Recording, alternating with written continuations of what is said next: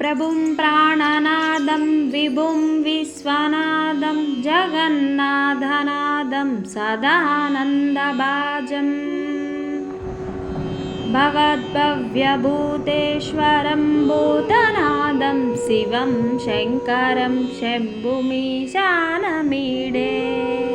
गळेरुण्डमालं तनौ सर्पजालं महाकालकालं गणेशादिपालम् जटाजूटगङ्गोत्तरङ्गैर्विशिष्यं शिवं शङ्करं शम्भुमीशानमीडे मुदामाकरं मण्डनं मण्डयन्तं महामण्डलं भस्वभूषाधरं तम् अनादिं ह्यपारं महामोहमारं शिवं शङ्करं शम्भुमीशानमीडे वटादो निवासं महट्टाट्टहासं महापापनाशं सदा सुप्रकाशं गिरीशं गणेशं सुरेशं महेशं शिवं शङ्करं शम्भुमीशानमीडे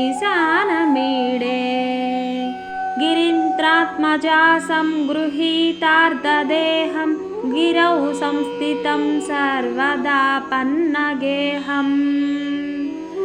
परब्रह्म ब्रह्मादिभिर्वन्द्यमानं शिवं शङ्करं शम्भुमीशानमीडे कपालं त्रिशूलं कराभ्यं ददानं पदाम्बोजनं रायकामां ददानं बलिवर्धयानं सुराणां प्रदानं शिवं शङ्करं शम्भुमीशानमीडे शरच्चन्द्रगात्रं गणानन्दपात्रं त्रिनेत्रं पवित्रं धनस्यास्य मित्रम् अपर्णाकळत्रं सदा सच्चरित्रं शिवं शङ्करं शम्भुमीशानमीडे हरं सर्पहारं चिदाभौमिहारं भवं वेदसारं सदा निर्विकारम् श्मशाने वसन्तं मनोजं दहन्तं शिवं शङ्करं शम्भुमीशानमीडे स्वयं ह्यप्रभाते नरस्सूलपाने पठे स्तोत्ररत्नं द्विह प्राप्य रत्नम्